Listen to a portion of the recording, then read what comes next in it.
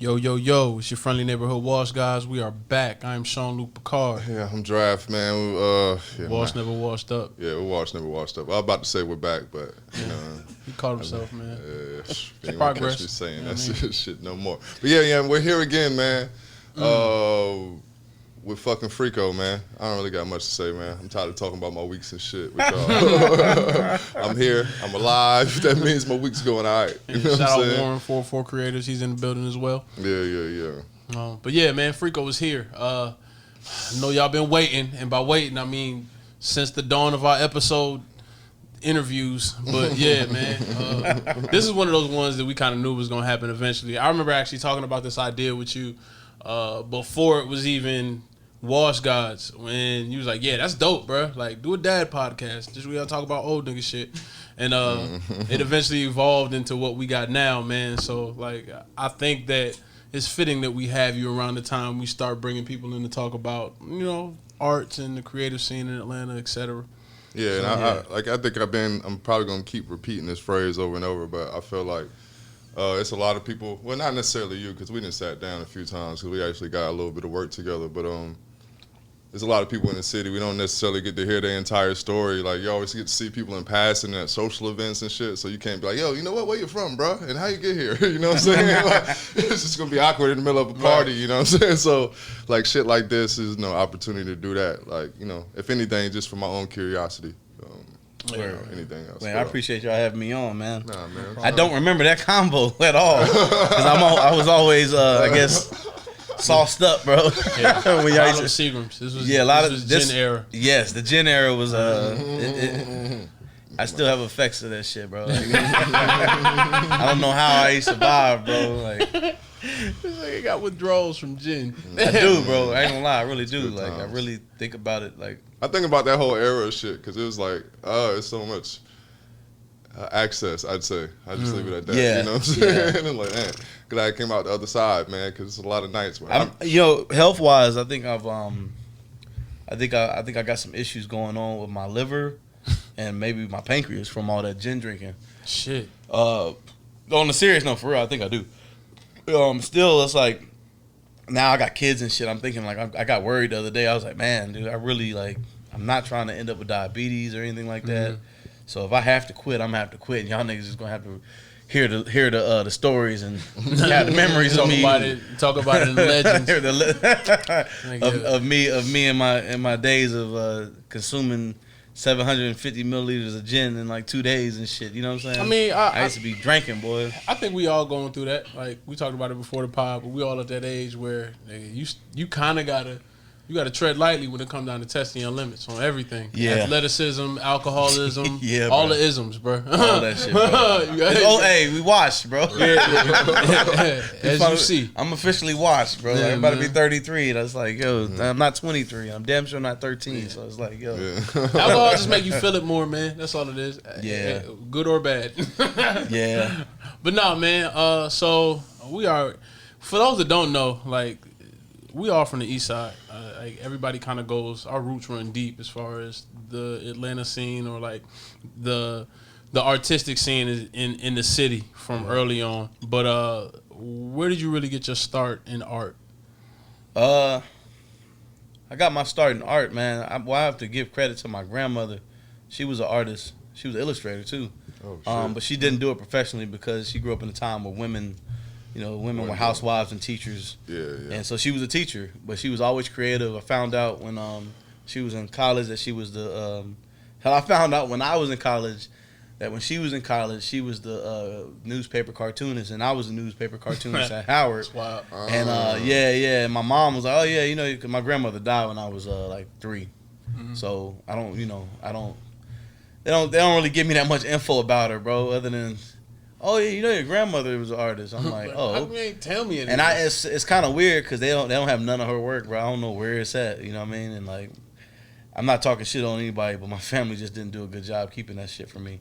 Because I was 3 and I was already kind of showing it, and my grandmother told my mom, like, oh yeah, this one's gonna be an artist. He had something about him, and I was already using like crayons in an expressive manner. I wasn't just scribbling. You know what I'm saying? So that's where it came from, and like she put that battery in my mom's back to like keep me in stuff before she died, and I got to give credit to my grandmother and my mom for really nurturing that shit. You know what I'm saying? My mom really nurtured it, even in the neighborhoods we grew up in, like where I grew up. It wasn't nobody, you know, drawing and doing shit. So I kind of was I could have took the path of outcasting myself, but me, I'm friendly and I'm outgoing, I'm extroverted, so I was like, yo, this is what I do, you know. So kids came over the house that didn't know what I did other than, you know, run the streets and play basketball, ride bikes, and play concrete football and shit. Yeah. When I went inside at night, I wasn't playing video games. I did a little bit, but I was like, I would stick my head in a sketchbook and be drawing shit, you know what I mean? And it wasn't like, you know, it wasn't no normal shit. And my mom saw it and she started putting me in programs. So like the first program I was in was after school program at Rockbridge Elementary School, bro. And shit, it was like art time. It was after school, and because my parents was working late, you know what I'm saying? I wasn't a latchkey kid because of that. So I didn't have to sometimes I did, like if they canceled it, I had to go home, walk home. But or somebody got me a ride or something. But half the time I was there until shit from 3 o'clock till 6 o'clock, you know what I mean? So 7 o'clock. I remember sometimes getting in the car, and that's how I knew it was 6 o'clock, because Greg Street was coming on. Damn. You know what I'm saying? I heard the yabba, yabba, yo, the old shit. You know what I mean? Yeah. So like that's how I knew. I'd get in the car and I'm like, yo, it's 6 o'clock. Like, and then you know, during the wintertime it's nighttime. You know, I'm like, damn, it's nighttime. It's 6 o'clock. Time for Greg Street to rock. You know what I mean? I get in the car, and you know, I really give my mom credit because she raised us on what we wanted to be on was hip hop. You know, so. She liked it too, so we played V103 and Hot 97.5 when it was that, you know. So but that's where it came from, bro. My mom really cultivated that shit in me, and my mom's an artist too in her own way. She's a teacher, so she knew to pay attention to those things. I don't think she knew what she was creating though. I think she still kind of be like, what the fuck I did to make this boy like this, but like, you know. But my mom's been the most supportive person. My dad too. But my mom she signed me up for every damn thing as far as art that she could find in the city, bro. I touched every different part, bro. ACA? No, I didn't do that shit. I did a program the High Museum was running out of what is now City Hall. I mean, Ponce City Market used to be called City Hall East and all that, and Sears and all that. But during the Reconstruction. Sometime in the 2000s or late 90s, 2000s, they started doing a program on like the 8th floor, and they was pulling kids. It kind of was like the M2M program. They was only pulling like kids out of like, I guess like middle class to poor neighborhoods to be in this shit. So it was all black kids, and they had black artists. This artist Arthur Parks, who's still around. He's a Atlanta renowned photographer and illustrator and painter. And he taught me a lot of shit, bro, at the age of like 10 years old, bro. And so that shit got me in the city because I was on Ponce for like 2 months out of every summer. So I tell people I grew up like, you know, I tell people I'm from Stone Mountain. My dad lived in Decatur. I had family in Decatur, and then I was always on Ponce. I was in a little 5-point slot as a little kid, so I was like, I have like a real Eastside ass like heritage. You know what I'm saying? Growing up like that, you know. How did being in those places? Especially like the city, like East Ponce and by City Hall East. How did that shape the type of art you ended up doing? Well, I will say this, bro. Being on that street in the 90s and in the early 2000s, bro, it was real open. Like when I say open, you just didn't run into the same kind of people. You saw all types of life. Like that was like Ponce was like the village in New York, bro. Like you seen all types of people Claremont out there. Hotel, like you still abandoned and empty, but not. If you know it's really, right, yeah, really going on. And I saw the dirt of it. I saw the drugs. I saw because I paid attention to drugs in my own neighborhood, so I knew what it looked like coming outside of it. So, but it was more romanticized. I feel like on Ponce, you know what I'm saying? Because you're in the city and it's like pretty out there. Studio 54 part. Right. And I remember the smells and shit. And I remember seeing characters out there, you know, that I wouldn't see in my neighborhood or even nowhere close to it. By the Cactus Car Wash. Cactus Car Wash. Everybody over there on the boulevard, like when you get to Popeyes. So, let me tell you, I used to know not to go down Glen Iris because Glen Iris back in the day, Boulevard, Glen Iris, that whole area, niggas just was out like it was crazy, all bro. day, all night. Like it wasn't no going inside, especially during the summer. And that's when I was down there during the summer camp. And so I knew like avenues to turn on. The train? Yeah, bro. Sometimes I took King the train. Memorial, or you? No, I get off. I used to get off at So sometimes I get off at North and walk down, and but if I was a fat ass, bro, I get off at North and stop at Krispy Kreme, and I was a fat boy, you know what I'm saying? Like I grew up like the movie Heavyweights, bro. Like I was real talk. I was like real athletic. Yeah, I was a very athletic little fat boy, and I you know I was proud of it. Like I wasn't no crybaby fat boy that fell and got up, and like I wasn't a bully, but I was like friends with the bullies, I guess. But I wasn't like a pushover. You was the type of nigga that like older women would call stocky. Like, oh, he husky. Yeah, they call me husky. Stocky. Yeah, they call me stocky. Stout.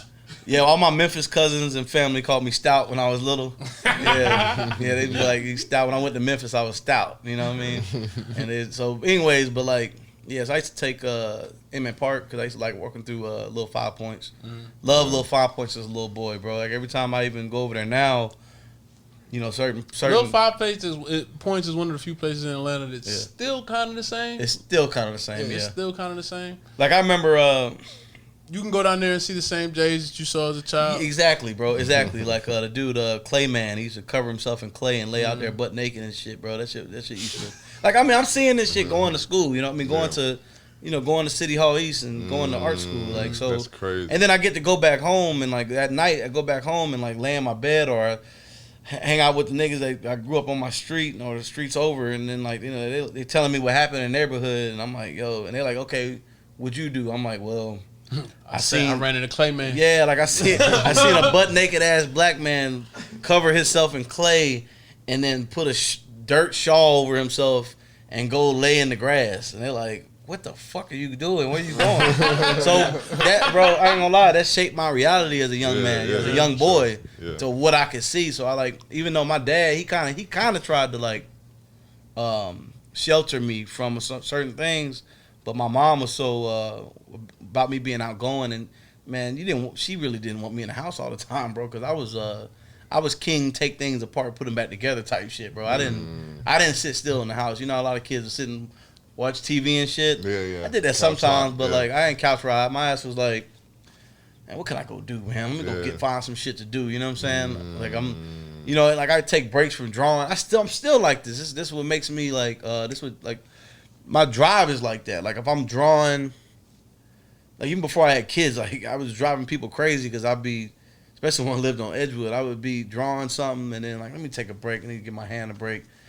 And I'm not about to just sit there and watch Netflix. I'm like, let's go outside and walk the street real quick. You know what I mean? Let me go see some shit. Run to the store. Yeah, I did that a lot, bro. Like riding my bike somewhere, like randomly. I was a random dude, bro. I'm still like that with kids. Like, and now as my kids are seeing this shit, and I think sometimes they're seeing it too early, but like I ain't gonna lie, I kind of seen this shit around the same time, so it kind of shaped my my viewpoint of the city, and also I built a crazy high fuckery level where I don't mind how things are. You know what I'm saying? Like I don't mind. Like if somebody, I'm not saying it's a good thing, but like if violence doesn't affect me as much as like some people who ain't seen it before. You know, like I'm not gonna run toward it, but if I see it, I'm like, that's going on. You know, this is the city. Yeah, it's just like, oh, that's what's going on. They fighting.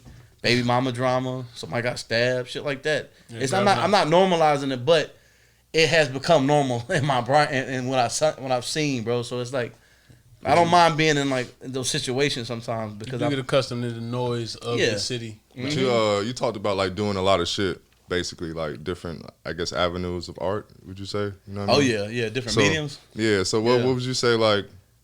What give you the confidence to just do that shit at random and just, you know what I mean? For one day you might do a physical installation, then you're doing a comic book. And confidence. Yeah. Confidence is a good word. You think you always had that? No, not at all. Confidence is a great word to ask where I got that from. And a lot of people don't do this, but I give credit to actual teachers and professors, bro. They built confidence in me because I've always had good teachers. I give it to every single art teacher I've ever had in my life. Has always pushed me. You know what I'm saying? They always they saw that I had like, it wasn't even ability. Like my dad would be like, oh, you got a God-given talent. And I'm like, nah, it's not really a talent. it's a want, bro. I had like a lust for life when it comes to art. You know, some people treat art like a fad. Some people treat buying shoes like a fad or wearing like certain clothes like a fad. Like me, like I live this shit, and that's all I wanted to ever do, man. Like you asked me, you know, as a kid on career day, I wrote the same fucking thing every time. Like, you know, they give you the sheet, what you want to be, you know. The Mad Lib, like my name yeah. Like I want to be, and I always put artist, and like literally, I wish my mom would have saved that kind of shit, but that's what I had written down. I think she saved a couple of them, but the thing is like, yo, them professors and them teachers that I ran into, mentors, and you know, it feels like every time. Let me say this: every time I was kind of on the way out of art, like especially like in high school, because I was playing high school football, and I got really consumed in sports and football and girls and just high school bullshit. Like by the time my senior year came around, and I ran into Chilio, I met Chilio, and he kind of pulled me back into art. You know what I mean? Even though like he didn't know how good I was, I just told him I was an artist, and he's not even how good I was. He never even seen my work, and he was like, "Oh, so you're a creative? You know how he speaks?" Mm-hmm. And I'm like, "What's a creative?" He was like, "Somebody who does this. And he's like, "Yo," because he also was pushing clothes. He was like, "Yo, I want you to wear my clothes to your high school," and I'm like, "Cool. How much I gotta pay?" He's like, "I'm just giving them to you. You just rock them." And he was like, "It seemed like you are an individual that doesn't follow." And I'm like, "Nah." He was like, "Good. You gonna wear this shit." And it was like, I didn't realize it was like me, Fonnie, Blair Maxberry, like a few of us was in high school wearing this shit at different schools. You know what I'm saying? Like I think Fonnie was at Tri-Cities wearing this shit. He put out his minions. Yeah. He made us, bro, like into that, you know. And like, but the thing was, he kickstarted me back into being a creative because I'm like, yo, I'm wearing all these colors and shit. Because Chilio's shit was really design, illustrated oriented, a lot of crazy shit going on. Around that time, Chilio was big too. I remember. No, this is before he actually hit. You know what I mean? This is like what your junior year? This was like the end of my junior year. No, this is the end of my junior year because I was It's the end of my junior year because I was about to turn 17.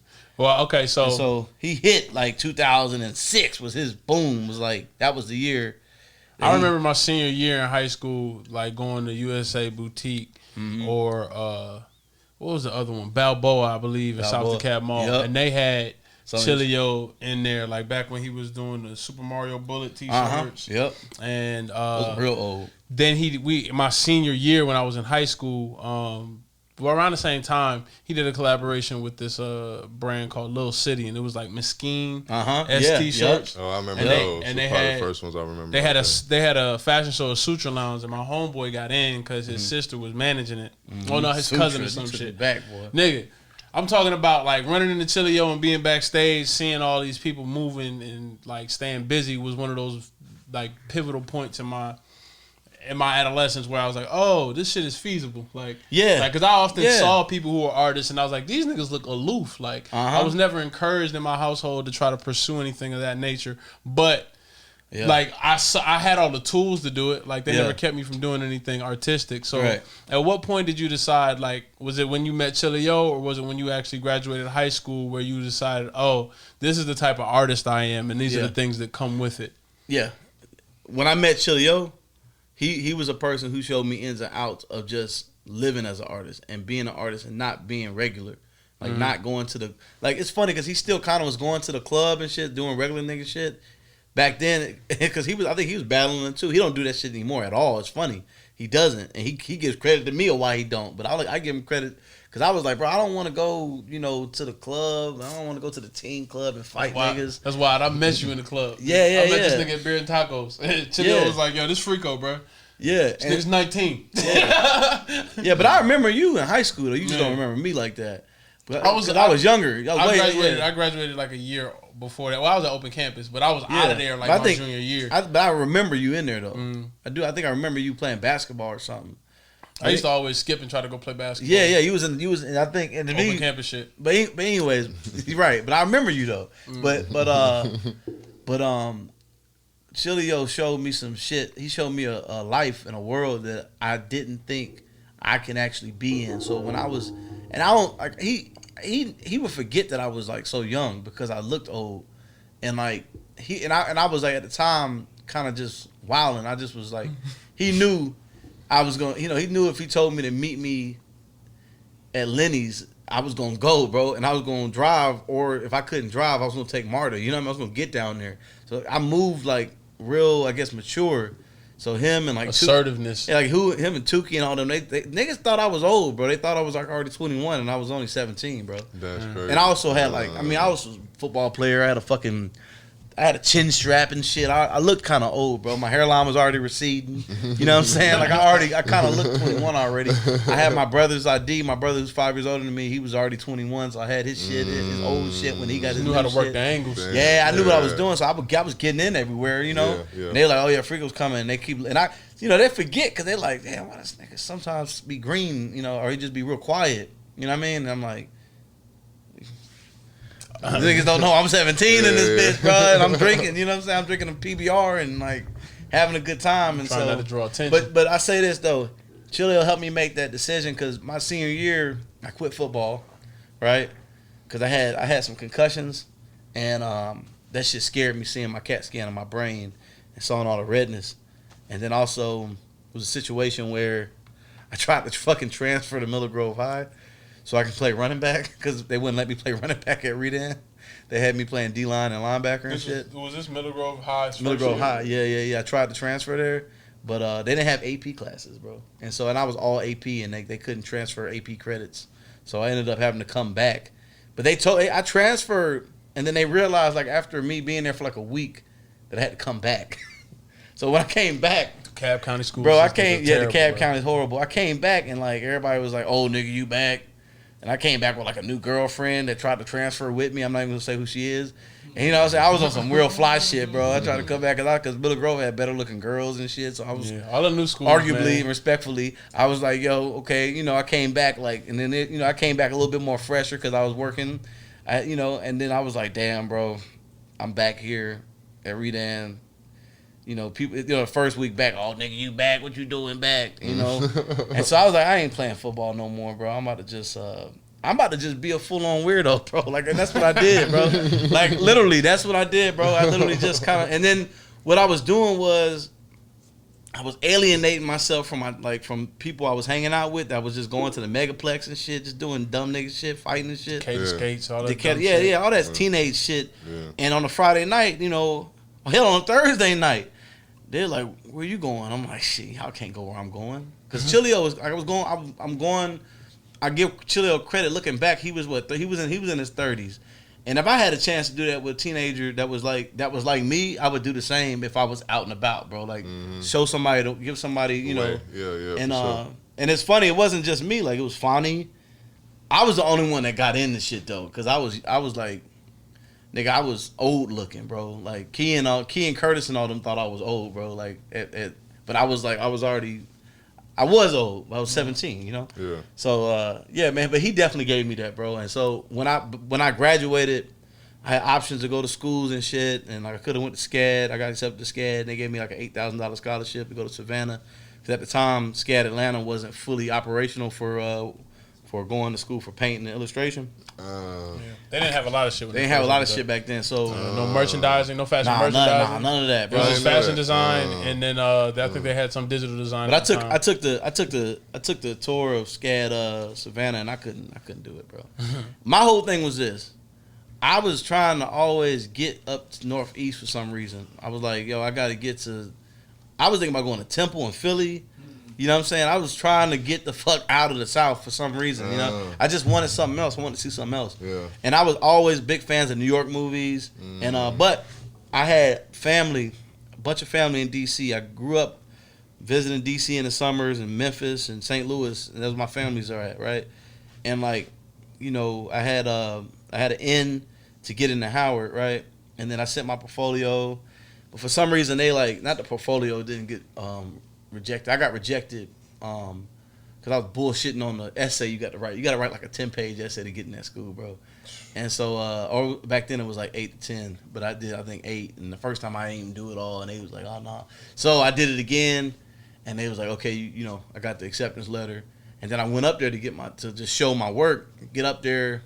And I get up there I hate to use the word swag, but I had it, bro, because I was in the streets. I wasn't a high school student visiting. I was I had turned into I guess what Chilio calls a greaser. I was like, you know what I'm saying? I was like a street. I wasn't like, I wasn't like I didn't sell dope or anything, or like I fought niggas sometimes, but I was like a street. You're not the typical artsy guy, basically. Yeah, I wasn't no soft ass art dude. Like I was in the streets and like, I started. He was a fucking bruiser, nigga. Like, yeah. Just But running like, around, kind of bumping into shit and then shit. Yeah, bumping. Yeah, exactly, bro. I consider that shit like being a street guy, bro. But I wasn't looking for issues. But if it was there, bro, we can do some shit, And like that's what I went up there as. And so I brought my artwork. I brought the same portfolio I got in the SCAD with, right? And they, I showed them my acceptance letter to SCAD. Showed them what SCAD was giving me. I showed them all my acceptance letters to these art schools and shit. And the professor, who he became my professor because he stepped down from being a dean. His name was Al Smith. He saw it, bro, and he was like, "Oh, this is great. This is fucking great." And what I did was, it's an artist named Charles White, black artist. He's real famous, bro. I think he's been long gone now, but he did black and white graphite and pencil drawings. So what I did was I did a whole portfolio in graphite. Oh. Right, pencil. That don't look nothing like the shit I do now, bro. Yeah, I can't really. Well, I can still break that shit out, bro. I break all that shit out. I have all those mediums on lock still. It's weird when I do it. People be like, "What the fuck is this? Like, who did that?" Like, I did. I can do all that. But I did that and got in, and they gave me a full ride. Only thing I had to pay for was food, food and supplies, bro. They gave me a full ride in the dorm. And then all I had to do was pay for my meal plan, which was like $1,000 a semester. So that So speaking of that, I'm glad you brought that up. Cause you do have like a very particular style, right? You know what I mean? So how do you think you developed that?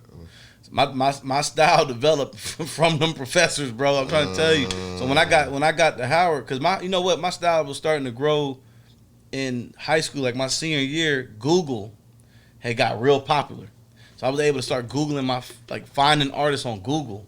Instead of opening books, which nothing wrong with that. I still had art books, but I was never scared of Google. I got real familiar with Google, got real popular on MySpace. I think a lot of my popularity on Instagram comes from all the way from MySpace when I was 16. Because I was a big in Black Planet. Because I've had people hit me up like, "Yo, I remember you was on Black Planet." You were always posting? Nigga, my name has been Freako Rico. Posting on social media since I was 15. That's crazy. Yeah, bro. My shit's literally all on Black Planet. My name was Freako Rico, bro. So people be like, "Yo, when you on Black Planet and you had like you had like a fucking nigga, what do those fans look like? Yeah, you had a wild ass page, bro. Like back when the internet was raw, bro. Cause I put porn on my shit. I ain't care. You know what I mean? Give some motherfuckers fucking. Yeah. I had a picture of somebody. Background got diamonds. I had a gif of somebody like shooting somebody in the face and shit. I had all types of wild shit. And like it got popular, bro. And so then when MySpace came, I hooked that shit up too. So all of these places had your art as well? No. So I didn't know how to really document my artwork because I wasn't drawing back then. So back then you was told that the painters are like the rock stars of the art world and the illustrators are like the behind the scenes guys. Geeks, geeks. Illustrators are geeks and shit. They people do like who cartoons, you don't really get to see them and shit. The geeks and and Stan Lee's personality broke him up and out. You know what I mean? Because how he was and how funny he was. Yeah. So it's like, yo, I was trying to paint all the time. I was doing these big ass canvases, doing murals and shit when I was in high school, and like doing these triptych paintings and connecting like 8-10 big ass canvases together. Cause I ain't had no money. I was like stealing canvases. I'm not stealing, but I was going to I did steal some people's shit and repaint it in high school. I did that a lot because I knew motherfuckers wasn't gonna take it serious. They was just throwing that shit in the damn closet. Like, oh, I did my assignment. I'm like, you ain't gonna use it. I'm taking this home. So I would leave out of Redan with like other people's work, and I would go home and gesso it over with white paint and start on something new at home. That's crazy. But I never knew how to take pictures of it, bro, because I didn't have. Like one thing I do give my mom credit, like she converted, or they bought the house like this. They had a converted garage and it was just big enough. And like when I was in high school, I had to move back in with my mom because I was having issues with my dad and my stepmom. And I had to move back over there to Main Street neighborhood. And I realized that room was a studio. And like my brother was at college, my mom was just over there, and like I'm moving back in with my mom. And so I made it into like my studio room, man. And so I started like photographing the shit, but I never really had good lighting, and the cameras were shitty back then. It's 2007, bro. Like we didn't have smartphones, so I had these digital cameras and shit. But I say this nigga bought a digital camera from CVS. Bro, I was believe it or not, house. bro. I was still using like film cameras. I was still using what they called disposables.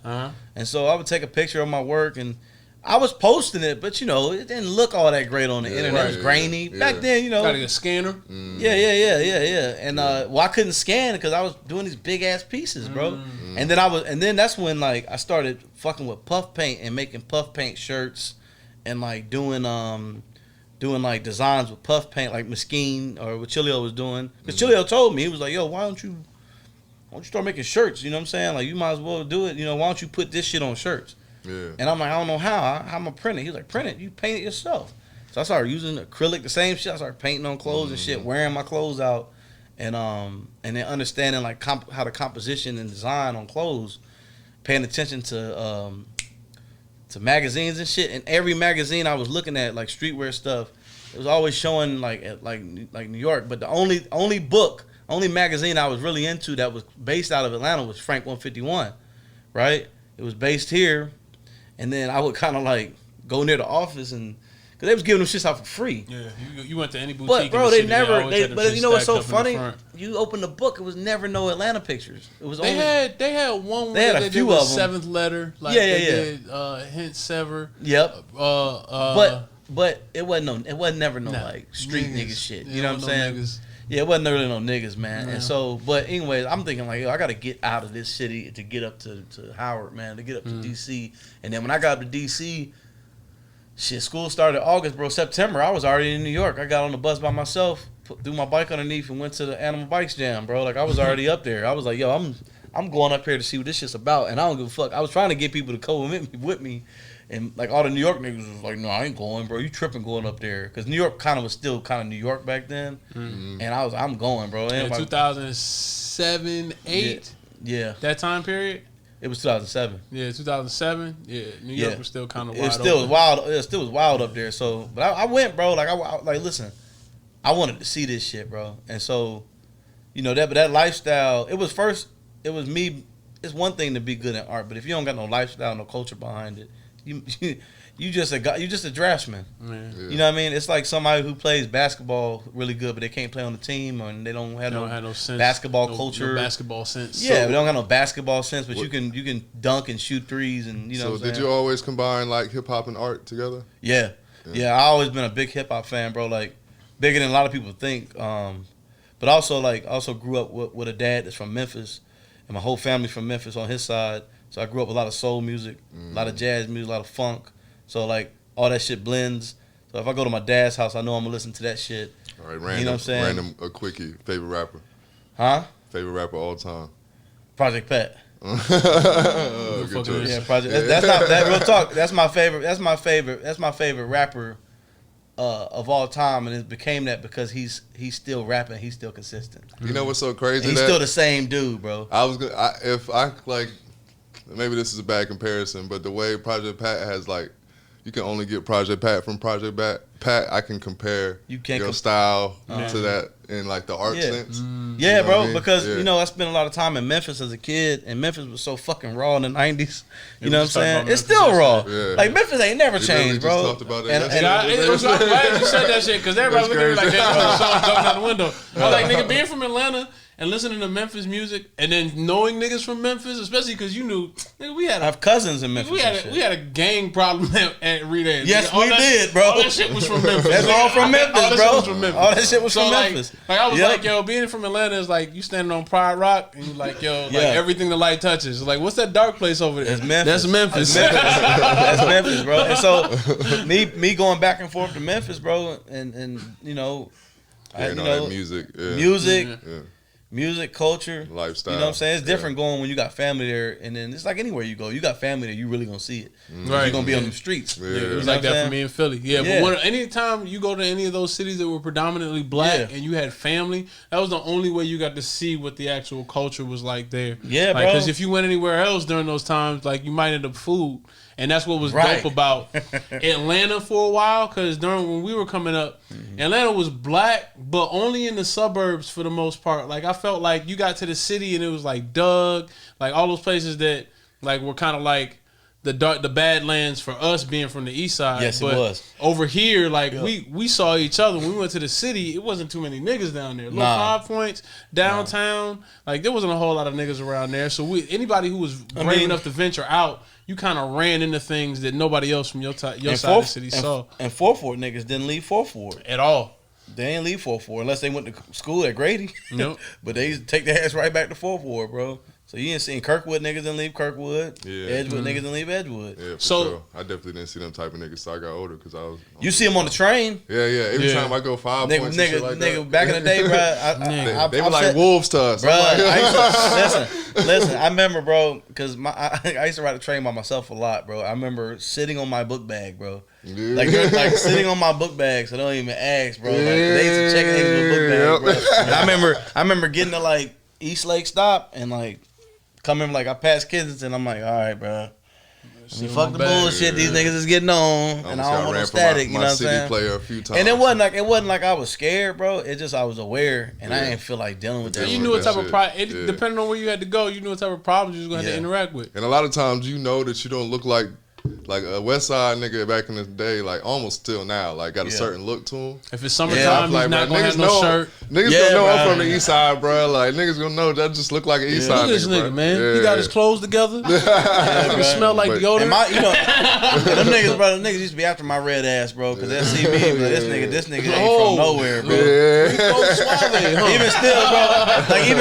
Even still, I tell people my roots, and they like, no fucking way. I'm like, yeah, bro, like Memphis and St. Louis, and they're like, huh? I'm like, yeah. My mama from St. Louis, and her mama from Memphis, and my dad whole family from Memphis, bro. Like what? And they're like, oh damn, all right. Niggas just don't know their history, bro. Everybody they don't know the history, bro. They don't know the history. Here. You know, the people from my mama's side of the family that's from St. Louis, bro. They came from Memphis, up the Mississippi River, bro. So it's all Southern. But speaking of family, man, well, like, have you ever got like any crazy reactions? Because I know you draw some. From my family? Yeah, I'm the black sheep of my family.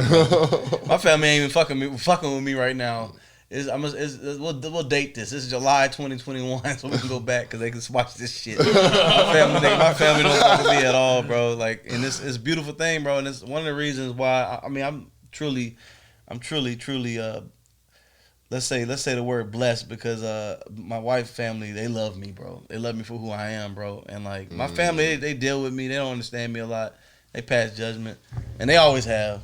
But, I think that kind of comes with being artsy. Usually, gotta be the black sheep. That's the first hurdle. I'm definitely the black sheep, bro. But the thing is, like I said, like I used to be kind of down and out about that shit. But Bianca's family's really taking me in because her dad is pretty. Me and him got a lot in common. Me and her mom got a lot in common as far as being ourselves and shit, man. So you know, man, I'm not really PC at all. You know, I'm respectful. You know, but it's just you do. I'm getting older.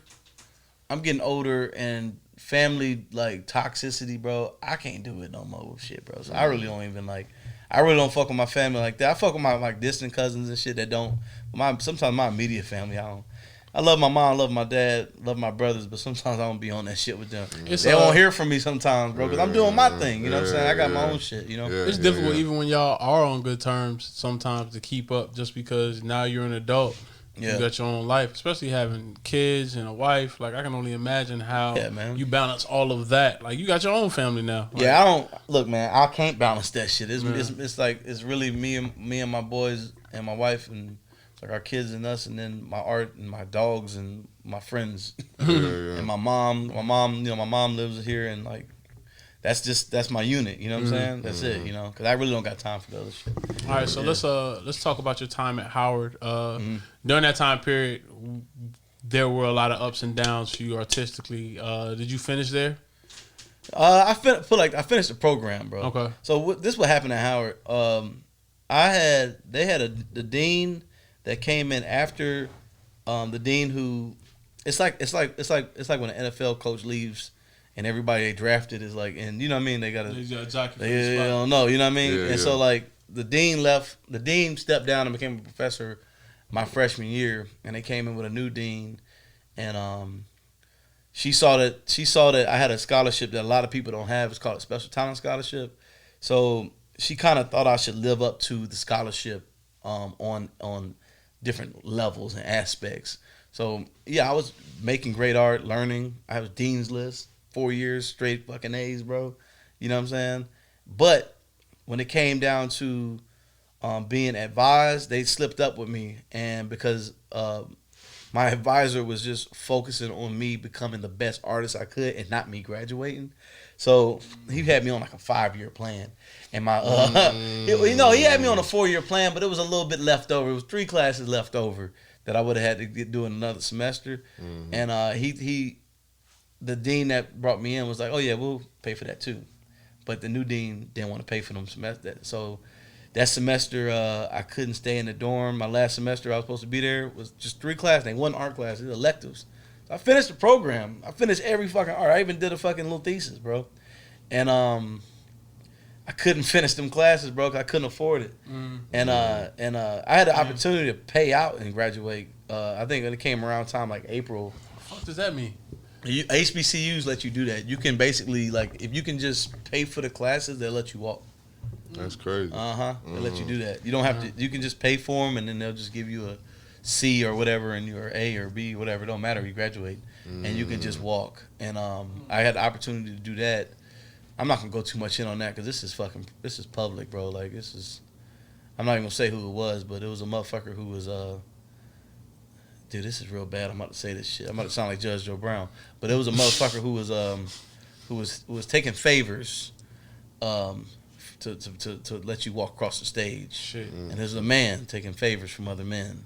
Yikes. He's giving favors, so that's all I'm gonna say. I wasn't with that. Yeah. So you didn't walk. Let's just say. I wasn't walking. I wasn't paying. And I ain't had $6,000, bro. Hey man.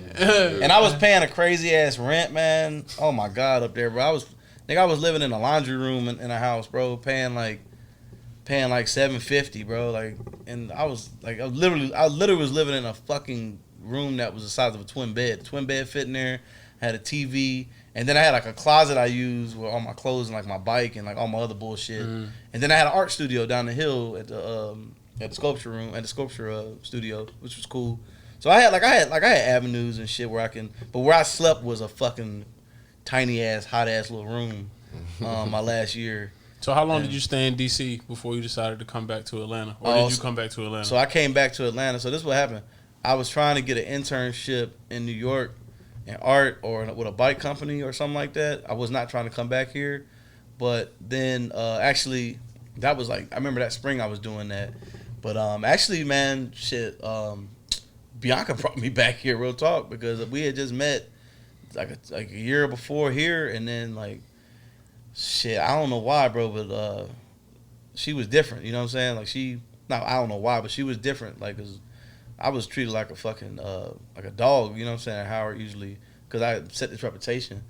Like, but I really wasn't doing much. I ain't had that many bodies and shit. I just was wild. I partied hard. You know what I mean? Yeah. So niggas, I was big. You know, so motherfuckers just was like, you know, that nigga's fucking all these bitches, but I wasn't. I wasn't, bro. I really wasn't. I was teasing bitches. I wasn't fucking them like that, bro. Like, I would get chicks over and not do a goddamn thing. I was one of them niggas, bro. So, I mean, unless I really wanted, but I wasn't really big on like trying to get all that shit. Anyways, my reputation was real weird with girls. So Bianca, like, she was with me, bro. And so I was like, man, I got a kind of a good situation at home. I think I'm about to go home, bro. And so I came home that summer. Actually, I stayed actually until like July. I had a blast that summer in DC as far as like with the culture up there and riding bikes. I was broke as fuck, bro. I was working at Urban Outfitters, throwing parties here and there. Man, I went like full hipster up there, bro. Like I was what you call a fucking hipster up there, bro. I was full hipster, bro. Like my ass was like, nigga, I was funky as fuck every day, bro. Yeah, I remember you telling me you was a bike courier. Like we was talking about gear ratios. He was like, yeah, nigga, I was putting dinner plates on the fucking BMX. Bro. Yeah, nigga. Yeah, bro. Like all I had was my BMX bike, and like I lost all this weight. I had like dropped down to like 180, and I had dropped from like 240 to 180 because I was so fucking broke. And also I did this like vegetarian thing where I was just pescatarian and vegetarian. Like, I just wasn't eating no meat, and also I stopped drinking beer unless somebody offered me one, but I was drinking Jägermeister all the time. Remember, like, you do the cold shots of Jaeger and like MJQ and shit. Yeah. I was drinking Yeah, I was drinking I Jaeger. never had Jaeger Bro, before. I was drinking hot Jaeger, bro. I ain't give a fuck. But Jaeger's a diuretic and like it does things to your body. You can lose weight drinking Jaeger, bro. Straight up. If you do it right. It's not that many. It ain't that many calories in that shit, bro. And so I was losing weight, bro. Like, and I remember coming home here and niggas thought I had AIDS and shit from my eyes was sucking in. You know what I'm saying? Like my hairline, bro. I had like a big patch of hair, like missing. My hair stopped growing right here for some reason. It grows now, but my hair stopped growing right here. And bruh, It's like, nigga, you stop eating meat, nigga. Please pick up a steak, bro. Niggas was like, yo, you need to eat, bro. Like, and I was just rocking a baldy. I cut my hair now, but back then, I had no hair. I was like, just had a mustache, baldy, like just real skinny, bro. And like, then I was broke as fuck, man. And my dad everybody was upset I left. But they didn't want to help me out. I always tell my dad, you know, because before I got to this situation and position I'm in now, for all them years building up to where I even am now, I always heard, should stay your ass in college. Should stay your ass in college. And that shit motivated the fuck out of me, bro. I ain't gonna lie. Like, I quit. And it's funny, when I came home, I transferred to Urban Outfitters on Ponce. So I fit right in. Back on Ponce. Yeah, back on Ponce, bro. It's funny, back on fucking Ponce. And I lived over there on off of Moreland on where Hosea crosses back over. It's called Hosea was Boulevard, but we called it Baby Boulevard back then. I stayed right there in the corner, across the street from the crack house, next to the liquor store. I know exactly what you're talking So about. I was always at the liquor store drinking and shit, and it kind of turned into almost like a Jay, like a young Jay, bro. Because I was drinking every day. I wasn't barely working. I had $5 to my name, eating Tony's pieces and shit. And, and I was at Astoria. I had a tab at Astoria. The life. Hanging out with Sean Foy. And you know what I'm saying? Like, I just was doing all that shit, and then I got this opportunity. I started working in TV and film with my brother and my cousin started working in this shit in LA, and then they came here. It was a game show, it was a black college game show on Spelman's campus. That was my first show I worked on as a PA. And my crazy ass, bro, I ain't had no scruples, bro. I was crazy, bro. And so, I just showed up and I'm like, it's beer 30, bro. It's 3 o'clock. And they was like, oh yeah, you don't rap until 9 o'clock. You got here at 9. I'm like, nah, bro, that's not how it works. I'm used to only working 4 or 5 hours and I'm out. And they're like, oh, you actually gotta work. So I did that shit, and I worked my way all the way up to being a fucking cam op, man. I did that shit for 4.5 years, man. Made a lot of money, but I was always thinking like, damn, I'm not doing anything really creative. Like, this is cool for somebody who dropped out of college who needs money, and like, but this ain't what I really want to do, man. And so like, I stopped drawing and painting for a while. I was running around doing graffiti, running around just in the streets all night. You know what I'm saying? Yeah, you was on some street nigga shit. Yes. Yeah, I was in the streets. I was in the streets. Life had you in desperate straits. Yeah, bro, I was in the streets all fucking night. But how you feel like that shaped your drive now? Because I feel like people who go through that phase where it's like, yo, I got money, but I don't have an outlet. Yeah. Like, you work a lot harder when motherfuckers give you time. It's like, oh shit. It's like you let off the leash. Dog. So that's what happened. One day I woke up and I started drawing more because I was like, yo, this shit sucks. I'm doing 14-hour days. I'm working camera department. These fucking white dudes is assholes. And like, and real talk, I was like, yo, I was trying to be PC the whole time I was working, but like my last like 5 shows, nigga shit was coming out of me slowly. And I couldn't do it, bro. Like, I was just snapping at people and give a fuck. Then I worked on the Nelly show, and I worked on the Nelly show for like a whole month. And at the end of the month, I kind of was like, they could tell I didn't want to be there, and they just was like, yeah, he don't want to be here really, man. He just here, yo. I'm like, yeah, I'm just here, motherfucker. Just pay me my shit, And they gave me an out, which was a good out, but it almost got me in trouble. One of the producers' laptops got fucking stolen out of a van, a crew van, in front of the masquerade. That's fucking 4-4 right there, bro. Yeah. And I was telling, it's funny, I was telling them in the van, I'm like, yo, y'all gotta be careful, y'all. This is not, it looks sweet over here, but it ain't. Yeah, You know what I'm saying? You go 2 streets over, them boys is right there. Yep. And like, I'm telling everybody, white folks, black folks, really telling my niggas in the car. You know what I'm saying? The black PAs, like, don't leave y'all phones out, y'all driving and shit, all right? So anyways, bro, somebody's shit got stolen. Motherfucker, I remember the Canadian little white bitch blamed me, bro. She said, oh, it must have been an inside job. You must know people over here. And I'm like, what? Because I told her, I was like, I stay in Kirkwood, like around the corner. You know what I'm saying? Really ain't that far away. Bro, she really, and then she called the fucking cops because I got aggressive. But and that's when I realized, I was like, yo, I can't work in this type of shit, bro. Like, I can't work in this type of shit, bro. Yeah. And that wasn't my last show. I worked on one more show where I was dealing with a bigot, bro. And I got called his ass out on that shit on radio. And it's funny, I ran into this white kid, this white dude not so long ago who remembers that shit. And this is like 10 years ago almost. And this is like 8 years ago. And like, yo, I got stories about this shit for days, bro. But that did give me the drive to say, damn, bro, how am I gonna do this shit and make money? Right? And so I saved up enough money where I just was hanging out. I was working at a little coffee house 'cause I love coffee. But then that shit was they was taking me too serious there. They was like, yeah, you know, you're doing this wrong and you're not. I really don't give a fuck. I'm just in here, y'all. You know what I mean? Because I like espresso machine, you know. And I ended up just like walking out of there one day, and I ain't had no job, bro. And then that's when I got hit up by this dude named Pedro that works for Def Jam now, A&R, and he hit me up on IG, bro. Send me a DM because I was drawing so much. I started drawing and posting. Started using IG for what it was to me. It was to get my artwork out there. Yeah. And I was like, and bless, I started seeing, I'm like, bro, there's art people on here that post their shit. I'm about to post my shit. You know what I mean? What am I doing? Start posting my drawings, illustrations. One thing led to another. He hit me up to do a cover for Eminem. Eminem, dude, he was working with Shady Records at the time, right? Shady Records had just signed Action Bronson, right? His distribution was through Shady, who signed to Vice. And it's crazy. Funny because me and him was already vibing because I was drawing his lyrics. And so then it just happened that way. Like and he was like, oh yeah, I know that dude. That dude draws my lyrics. Perfect. And so they ended up giving me a fat ass check, bro. And that fat check, I flipped it. I kept it. I saved, like I was telling y'all earlier, I saved that shit. And I thought like, okay, I gotta go find like another job to do now because this is over. And the next thing you know, boom, more shit started coming in off that stuff, bro. And I want to say, like, the shit that with Eminem never even came.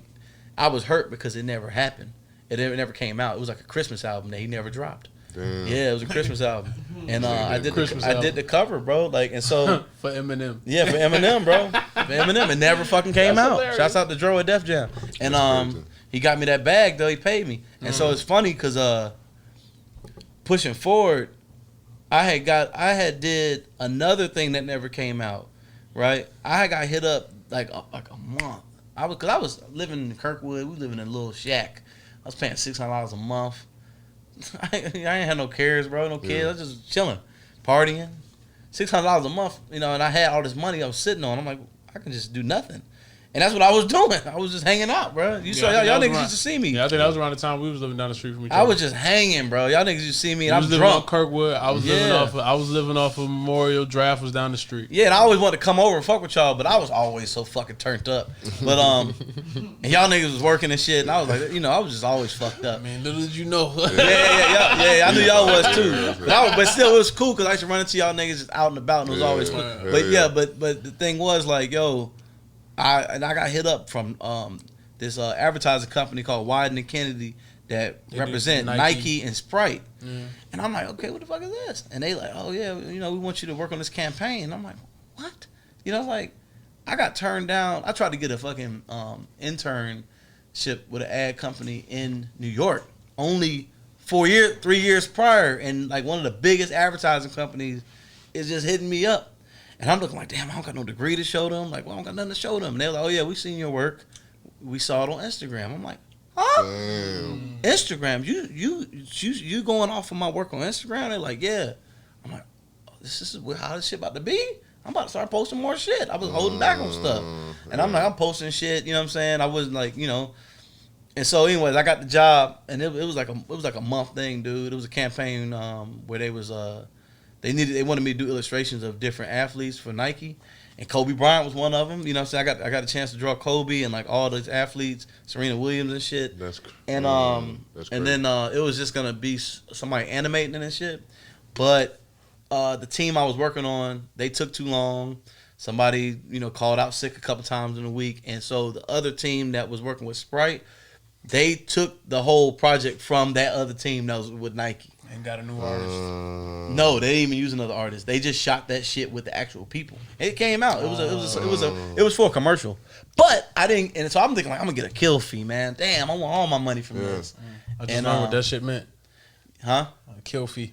Kill fees when you just get a little bit. You know what I'm saying? Give you a percentage. Give you a like percentage for the work you did. Started, But I had finished it, so they was like, "Oh, we're gonna be fair. We're gonna give you your money." The motherfuckers gave me. I'm telling you, they motherfuckers gave me $30K, bro.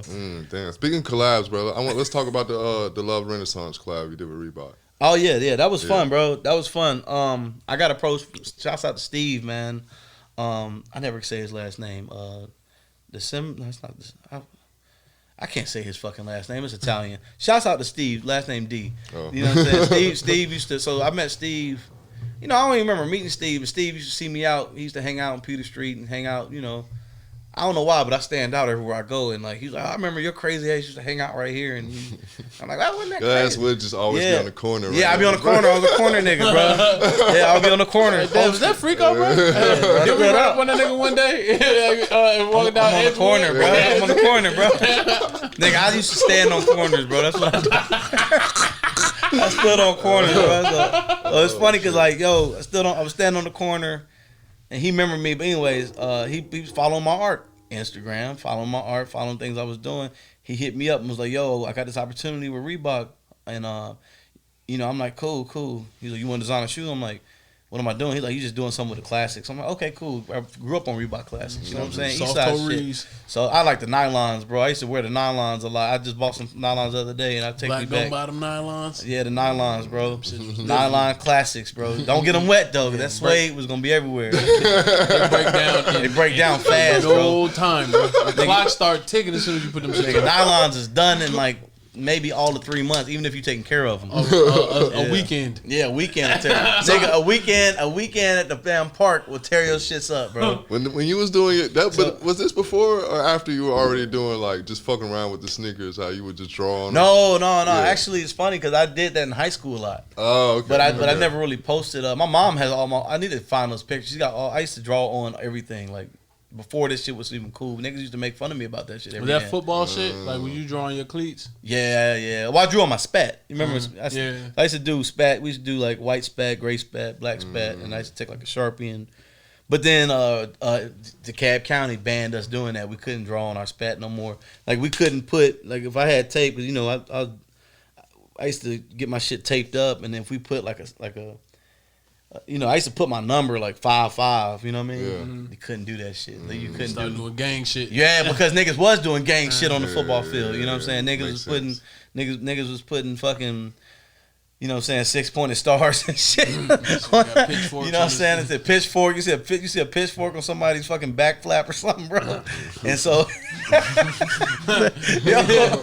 that real Eastside shit, bro. Banging the Memorial Stadium. Niggas, hey, bro, real talk, bro. Like I always tell people, and I'm gonna say this: playing the Cab County football, bro. That shit was no hope. Nigga, first time I got arrested was God at Cab County. damn, bro. That shit was no hope playing the Cab County football. I always tell people that shit. I feel like I played college football playing the Cab County football, bro. I played 1 year. But we playing with niggas that went to the NFL, bro. Like I played dozens of niggas went to the NFL. Yeah. I played with. Especially from that class and that era. That era, bro. That era was hard. We like the little niggas, like compared to like other schools like Stevenson and Southwestern Cab. So niggas had a chip on their shoulder when they was out there, bro. Well, y'all had a better team my junior year, y'all was good. Nigga, we wasn't little niggas then, bro. My junior year was the shit, They bro. got tired of us playing for them niggas. That's why I was like, yo, I remember trying out for football and being like, yo, I'm not doing this shit. No, see what happened was, bro, we had got a new coach and that nigga. Y'all had like nigga, two or three D1 players. Yeah. Yeah, bro. Like I was there. Niggas was going D1, bro. Yeah. I mean, I had situations, and I had one offer, but like it was because of my junior year, because I didn't do shit my senior year. I was hanging with Chilio. Like I was being an artist, bro. But anyways, that collab with about the School of Hard Knocks. That collab with Reebok, bro, was fun, man. I was ginning up, boy, and that was one of them nights where I ran the Frko. I was like, bro, nothing we talk about. No, but you know but they only gave us, bro, 2 days to design them shoes, and that's one thing I regret. 2 days. That's crazy. Yeah, because that shit sat on somebody's desk for a little too long, and so by the time they flew down here from Boston, we had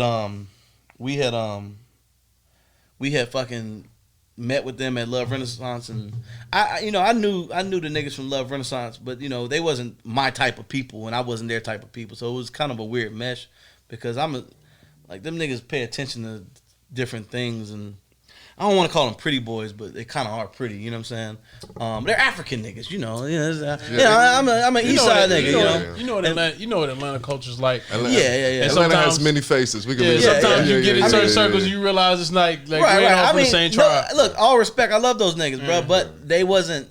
When I showed up and started hanging out, they was real reserved, and I'm not reserved. But at the same time, them niggas had money, and I just had a little money. Right. Them niggas had a lot of money right then and there, and this is just something to just say they did. When me, I was having a good time. Feel like it was a thing where they kind of expected you to come in humble, and you didn't. Nah, I ain't come in humble at all. I came in drunk as fuck on the first meeting, bro. I came in with my as you should, nigga. I came in talking my shit, but yeah, I mean, I ain't gonna lie, bro. The shoes, it's funny because my shoe did not come out the way I wanted it. Right? I was gonna ask you about because of somebody with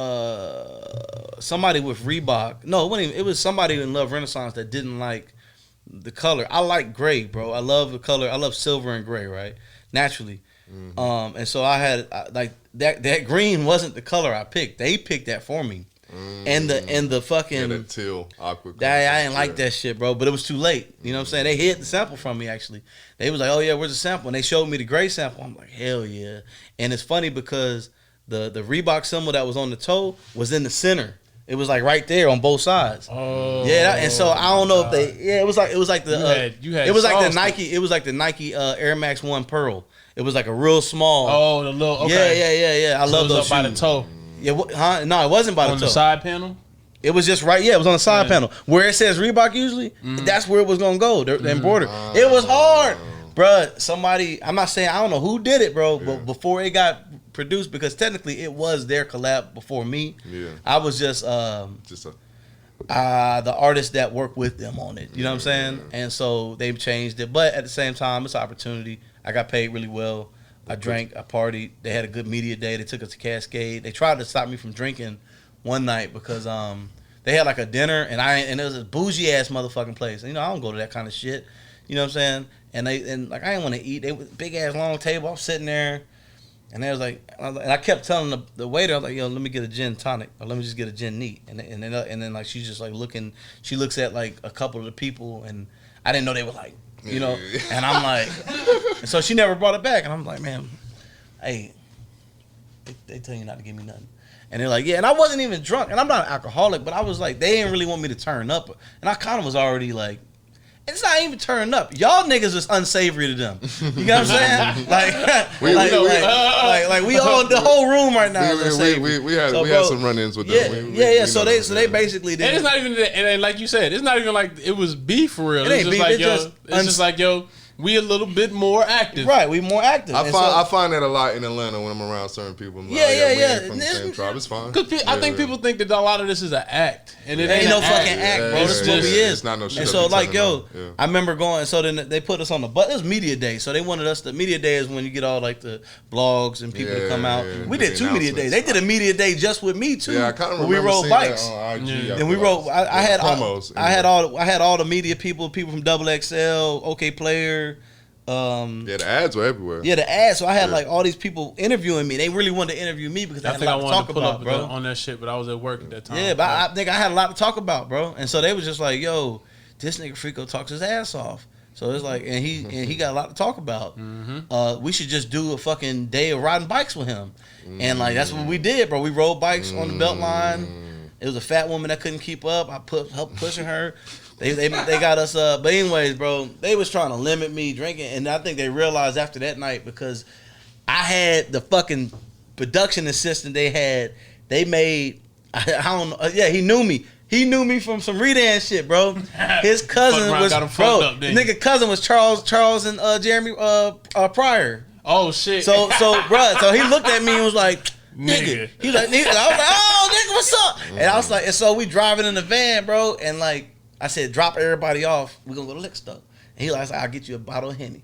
And he's like, bet. We went to the liquor store right there right in front of Cascade. I think there's one right there. Or is it one down the street? It's over there off Fairburn, I think. And I went in there, bought that nigga one of them big ass bottles of Henny, bro. It's like, my nigga, I bought myself a Wild Irish Rose and a little ass and about four little bum shots of gin. And I drank that shit with his ass, talking shit about some old day shit. And then they was like, where's Free? And this is all in a matter of like 10 minutes. So when I got in there, they just thought I was like maybe just like getting myself together to come interview. I came in there and I wasn't drunk. They just was like, damn, somebody let this nigga have a drink. And they was like, this nigga's in here on one. And so they was like, sweating. Bro, and guess what? I wasn't sweating that bad. Nigga, I was very, very intoxicated for 5 days straight. So my shit was fucked up. But the thing was, we get into the damn skating ring. No one knows how to fucking skate. Not even them niggas, bro. And so I'm like, you mean to tell me? You niggas is not from the South. I said, you mean to tell me y'all niggas don't know how to skate, bro? Well, I ain't gonna lie, man. I don't know how to skate. And y'all booked the media day at Cascades. Well, I grew up. The thing is, it's I grew up around skate nights, all this shit. I just never went. Put like this. My uncle. Shout out to my uncle Jesse, my great uncle Jesse, lived walking distance of Golden Glide, bro. So I kind of grew up going to Golden Glide. So I learned how to skate really fucking well. Yeah. You know what I'm saying? I remember going to skate night and busting my ass once and never touched the skates again. I'm like, well, that's the end. Nah. It was like first grade. Nah, them niggas couldn't skate, bro, and I can dance and shit. My mom also was in skate culture, and so she. Oh, you know how to dance on the road? Yeah, she from St. Louis, bro. So it's like she Chicago steppers and Detroit shit. Yeah. You know, so I got loose, bro. I got real loose. I took off the skates and started skating in my socks.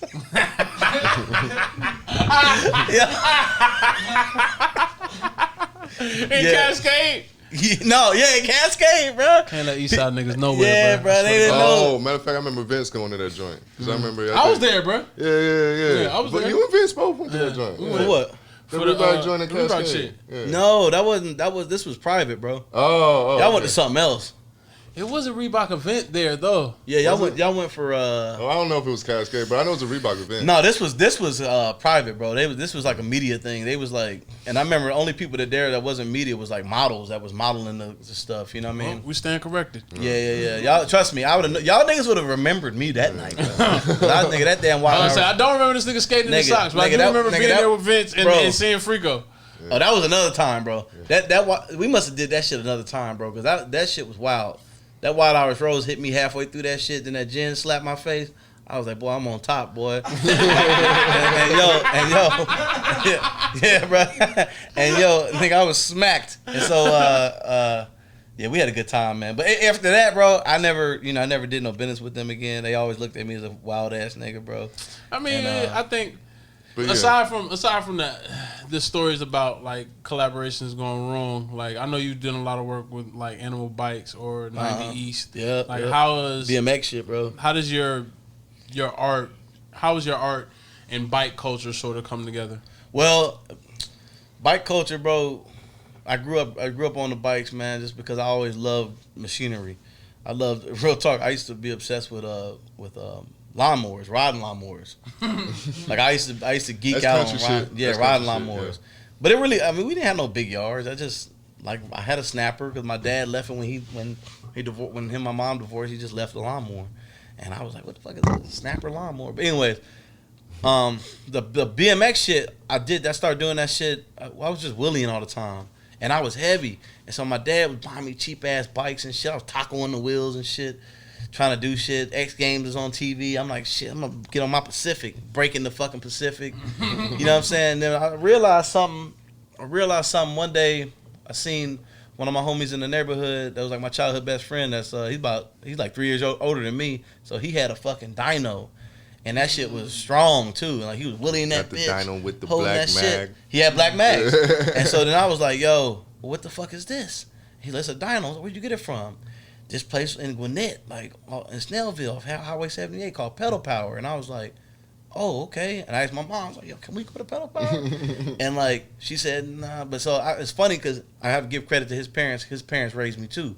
My boy Chris, his parents was like, we gonna go to Pedal Power. You want to roll? I'm like, I asked my mom. My mom was like, yeah, y'all are good. And we went, and of course I got no money. I'm like, oh man, there's everything in here, bro. Like, but that one thing they did, they bought me a tape, bro, called Dead Sailor, and it's like a crash film. It was like a VHS with number crazy crashes. And I don't know why I picked it, but you know they bought it for me. It was like $5. It was in like the cheap section of the store, and it was a BMX. It was my first BMX video. It was Dead Sailor, and then I found out later on that everybody was crazy about this video, and so then it wasn't even no white boy shit. It was white boys and black Mexicans and blacks in this shit. So I'm seeing like, oh shit, different kind of motherfuckers doing this. It's not no white boy shit. And so man, I remember that the next summer. Well, this was during like the fall. I think that summer and that spring, I started cutting grass with Chris with my snapper. And like this is like I'm 11 years old, bro, and so I think I was in like 5th grade. I'm trying to make some fucking money. So I can buy these bikes. I can buy one of these bikes. And man, I worked all summer, bro. And then my mom was like she's trying to still have me do kiddie shit. And I still got to go to camp, still got to go to City Hall East, still in Ponce. You know, I'm like, fuck, man, I'm just trying to make this money. I got to get this money. You know, she giving me $5 and shit. I'm like, I ain't eating, yo. I'm going to eat some else's food. I'm on the Debo. You know what I mean? I'm keeping my fucking money, bro. I'm saving everything I got, bro. And I got up to like, and the bike I think was like $300. I think I got to like $250 or $260 or something like that. And then I got invited to Six Flags. And guess what? By myself, I went with my homegirl, rest in peace. She died when we was in high school. And her mom and her little friends, just me. I was the only boy. And, you know, girls don't eat like boys do. So they're like, oh, Richard, you got to feed you. I remember buying my own food. Like, fuck, I'm going into my damn money. And $70 gone. Yeah, bro. And I just had to do this shit, bro. I wasn't trying to look like a broke boy out there. And, yeah, I lost a lot of money that day. And so I remember school started. And I came back, bro. I remember coming home from school. I don't know why I didn't. I went to school. Somebody dropped me off because my mom was working. I don't know how she did this shit. I came in the house. My room was on the first floor, and I came in. I looked. I'm like, what the fuck? The bike was sitting in there, bro. My mom got me the bike, bro. Damn. Yeah, she went and got me the bike. Shout out, mom. Yeah, my mom must have saw the effort I was putting in trying to get this bike, bro. And I didn't know that she actually had saved it because I used to ask my mom, like, can we go check on that bike, make sure it's still there? It was a DYNO Zone, all blue, black mags, bro. Curved seat post. And I was like, I remember riding that shit down the street, bro, and back. And I was like, what the fuck? That's when I got addicted to that shit, bro. I was like, yo. And so after that, I had to have another one. I had to get another one because I'm like, damn, bro, I still got this money. And see, most kids would be like, oh, I'm gonna go buy some J's with it. I'm gonna buy something else, a video game. I'm like, I need another one. Nah, he was turned. I wanted another bike. And so that's when I started nerding out on different kinds of bikes, or different kinds of BMX bikes. You got racing bikes, you got flatland bikes, you got street bikes. Back then, it really was just freestyle and race. Oh, my bad. And so I wanted to get a race bike or a dirt jumping bike. And I did it again, bro. Saved up more money. Made my dad go out there. My dad made me pay for this bitch, though. My dad, we went to another shop. We went to this shit in Peachtree City called Rampage. And I got a Haro back trail.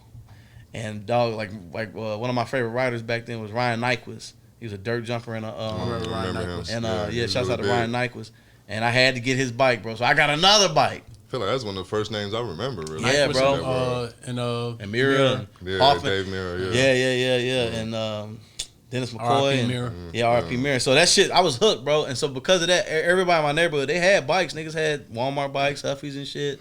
But me and my boy Chris was the only ones that had bikes that was going to last. You know what I'm saying? Yeah, like real ass And bikes. then I had 2 bikes. You know what I'm saying? And so I was like, man, which bike I'm riding today? Like, I'm going to hit the dirt. Stun on these niggas. Yeah, and then my mom even went to the point, bro, she let me build shit in our backyard, bro. Like, my mom just was like, whatever, you do whatever you want outside. Like, fuck up the yard. I was building ramps. People used to come over and with their bullshit bikes and eat shit, and wheels be all bent up, bars break. And they're like, why your shit ain't breaking? Because, nigga, my shit $350 and your shit is $50. Yeah. You know what I'm saying? And that's when I started understanding, getting authentic things and getting things that's better quality. Yeah, real shit, like chrome alloy and like 41 thermal 41 thermal heating and budded, and I started understanding this shit real young, and I was like, that went into the art. Like I knew not to get shitty stuff for art. Like I don't buy nothing shitty. Yeah, so you know what I'm saying? Other than liquor, I buy shitty beer and liquor. But Shout out Wild Irish Road. so what made you start the Fat Ken series? Ah, god damn, bro. Lil B banned my ass on Instagram, bro. He blocked me. Yeah, he blocked me as soon as that shit came out, bro. And I was like, damn, bro. Like, I don't know, man. I'm still blocked by Lil B. But yeah, Fat Ken. You know what? I started rapping. The rapping shit came when I was real little. Memphis. You know what I'm saying? My cousins in Memphis was super fucking 3-6 Mafia. Yeah, player flied out. You know what I'm saying? That was my brother, man. Oh my god! So I naturally had like a Memphis flow all the time when I rap because I only rap with my cousin Grant, and like they got a very particular and then style. When I came back and and like and it was kind of easy. That was the first triptych flow coming out of Memphis. So I was like, yo. I only wanted to rap like a Memphis rapper because those were my favorite rappers, bro. Yeah. And so, but then I started like, I listened to everything. I listened to Wu-Tang. I listened to all that shit. But there's nothing like that Memphis sound, bro. So niggas would kick freestyles and shit. And they were like, nigga, that shit sound different. Where is that? How you rap like that? I'm like, I don't know. It's just I spend time there and like that's all we listening to is Memphis shit. Yeah. And that shit got into even if I bust a freestyle right now, it sounds like a Memphis rap. And like I'm like, damn, bro, I don't know how to get out of this. I still don't. So the Fat Ken shit, my boy Ashton Kutcher, shouts out to Ashton Kutcher, bro. Shout out to Ashton. Ashton Kutcher, not Ashton Kutcher, white boy. Yeah. My boy Marv, I call him Mailman Marv too. But this nigga, Marv. Yeah, posting, Mailman Marv. I told him he should change his name. I told him he should change his DJ name to Mailman Marv, bro. That's hilarious. Yeah, bro, but he don't want to go by that shit. Nigga, tallest postman ever, by the way. Yeah, bro. 6'6" postman, throwing boxes on your porch, nigga, kicking boxes and shit.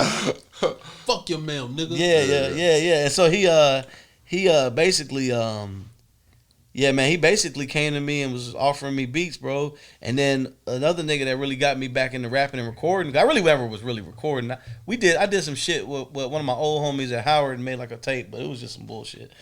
It was like all jacking for beats. It wasn't no original shit. And Ziggy 2 Player. Ziggy 2 Player actually got me to go to a studio with him and record. And then he looked at me and he was like, yo, you can rap. I think one of the first shows I saw you do was when you were promoting for Ziggy 2 Player. Yeah, because I had a song with him. The public shit. That wasn't the first one. The first one we made was 55 million. Because he wanted me to do the cover and then he was like, yo, you just want to rap on the song too?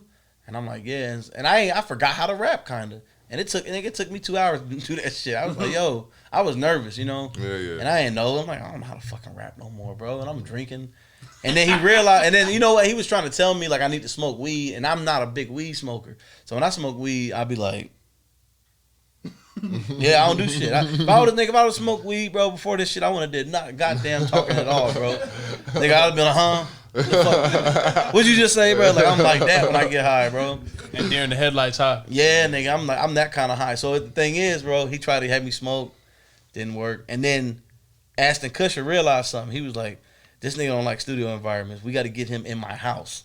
And doing it how we doing it right now. Like, you know what I'm saying? It'd be for him to be loose. That's how I started recording. I think that's the best way to do it. Yeah, bro, in the house, bro. Develop that. You get like a friendship with the microphone on. Yeah, bro, you can be yourself. You can yell as loud as you want to. So I was like, all right, get as many takes as you want, unlimited time. Awkward one guy in there with the glasses. Right. No, it's no engineer with an attitude trying to rush you. But yeah. And no time slots. You know what I'm saying? Like so them niggas got me back rapping, bro. So we got the idea to do Fat Ken, and it actually turned into a full like tape. I was like, okay, this shit, like songs that we all recorded. We recorded 3 songs in one night. So I got Bianca on a song. You know what I'm saying? Like, which was funny. I didn't realize it was gonna be that fucking hard. And then the way I put that thing together, and then that fool Go Dreamer had me at Stankonia, and I did that Jerk Sauce song, which was supposed to be a song for him. But this nigga sent me the fucking, he sent me what I recorded, like unmastered. I dropped that shit, bro. Like, that nigga was so mad, bro. Yeah, I dropped that shit, bro. He made the beat right in front. I remember Big Boy came in, like, after we had recorded it, Big Boy came in because he was doing that shit with Fantagram, Big Grams. Yeah. And so the lady from Fantagram, whatever her name is, when she goes places, she don't want nobody ever there in the studio or something. So I remember Big Boy coming in and be like, hey y'all gotta get the fuck up out of here soon, because Dreamer had the studio in Stankonia, and I remember they was playing it, and then Big Boy was like, who that?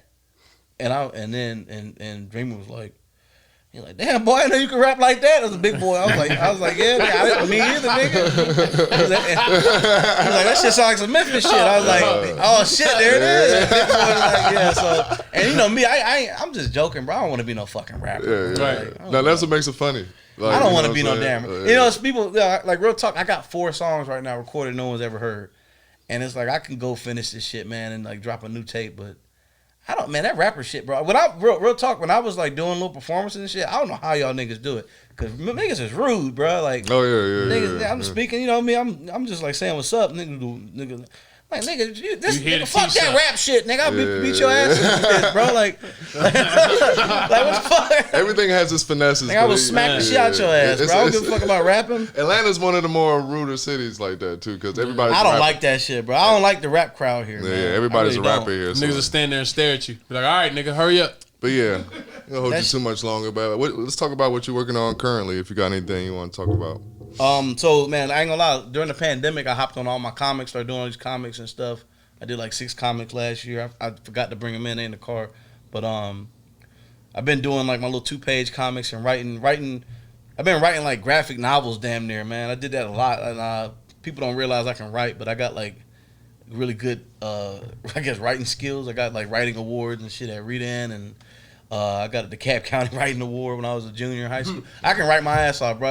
If I wasn't doing art, I was gonna be in journalism. That's where the rap shit come from. Yeah, I can write my ass off, bro. And so, and that came from my mom was real big on taking me to the libraries and shit when I was a kid. She made me get 2-3 books. I had to read them during the week. You know what I'm saying? She realized I really wasn't into fiction, but I was into comic books. So she bought me comic books. She's like, "You gonna read the comic books?" She realized how many words was in it. She was like, "Oh, it's a lot." So I was reading Marvel, DC, Dark Horse. You know what I'm saying? All that shit, you know? And so that shit just, during the pandemic, I really was going into myself what I can do without working for somebody, because I wasn't getting hit up. So I'm like, I got to build my site up, man. I got to put more comics on this bitch. I need to do some clothing merch, and I did all that shit last year. The weird thing is I took a fucking PayPal capital loan out in February before shit hit. So it was funny. I had money. Skating, boy. I had money, bro. I don't know how. I was like, yo, what's back at Golden Glide? Yeah, I had some money, bro. I had some money. So Skating in my socks, nigga. Skating in my socks, nigga. I took a loan out, bro, and I took a loan out that I really shouldn't have took out, because the pandemic hit, and that pressure, you know, created me it gave me. I don't know what happened, bro. I just started making a lot of shit last year, man, and I was hungry, you know what I'm saying? Because I just had my second son. And so I was like, man, I need to do some shit, man. Because I wasn't getting hit up at all, nigga. During them weeks we was quarantining. Yeah. Nigga, no, I didn't hear from like companies I usually work with. Like, you know what I'm saying? I mean, companies were just record labels. I wasn't hearing from Atlantic Records and nothing like that. Down. Yeah, everything was shut down. So like, only job I had that I think I got hit up about was like some shit that they already started like back in January. So from like March to like fucking July last year, I was hustling my own shit. You know what I'm saying? So and you've been pretty much on the independent grind as far as like creating your own content, comic books. Well, that's what happened last year, bro. Like I really went into it more like so. That. It wasn't no random shit. I used to kind of just do random things, and I used to really do random shit. And then like I started formulating when I was gonna do things. I started getting a whiteboard like y'all got right here and writing shit down, and I still do that now, and that really helped me.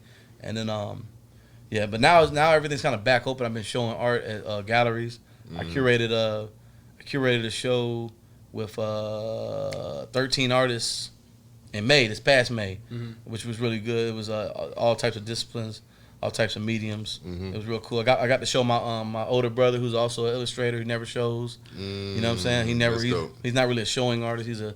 He's somebody who draws and creates shit. Yeah. But he doesn't really show. So I got opportunity to do that, man. And then then your brother was an illustrator. That's crazy.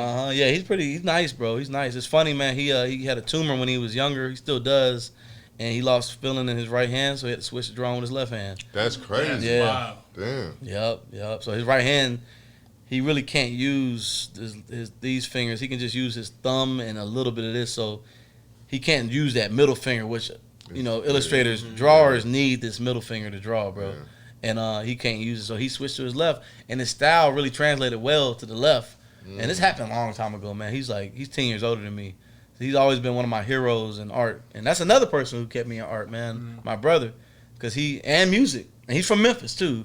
But he on soul shit, bro. Like he liked rap music, but he was more so like a Tribe Called Quest type dude, bro. Like he was really on soul, and she put me on a lot of music as a young boy, man. That like niggas in my neighborhood or my other brothers wasn't putting me on, bro. He put me on funk music and just disco shit. You know what I'm saying? Yeah, Like a lot of that shit was still hanging around in that era. You see, but even new disco shit, like he was putting me on like new like I guess not like when electronic shit came out. He was putting me on that shit and techno, and he put me on all that shit. House, a lot of house music, So all I give credit to 10 years is, older than you, them niggas was in the house. I remember talking to niggas that was talking about man, I don't even fuck with that hip hop shit, but house. Yes, nigga, he's 40. He's 42. So his ass, he's 42 and he's 42 and he's 10 years older than me. And so when he was around, and I think he was around 18, he came and lived with us. And this is my dad's son. It's not my mom's son, but my mom took him in. My mom took my dad's sons in like open arms to live with us. And it was crazy because I just had that influence right there in the house. So they lived downstairs, and it wasn't a big house. It just was a Eastside house. And like I said, we had a converted garage, so we had an extra room and extra 2 rooms because shit was wide. So I knew I could just go down there and learn music, man. And then bro. So to answer that question you was asking me, what the fuck was you asking me? What else you got going on currently? I just opened up a show with me and this guy Joshua MG McCormick. He's from Chicago. He's an interdisciplinary artist, and I was showing at Kamaya's contemporary gallery. It's in a house over in Peachtree Hills.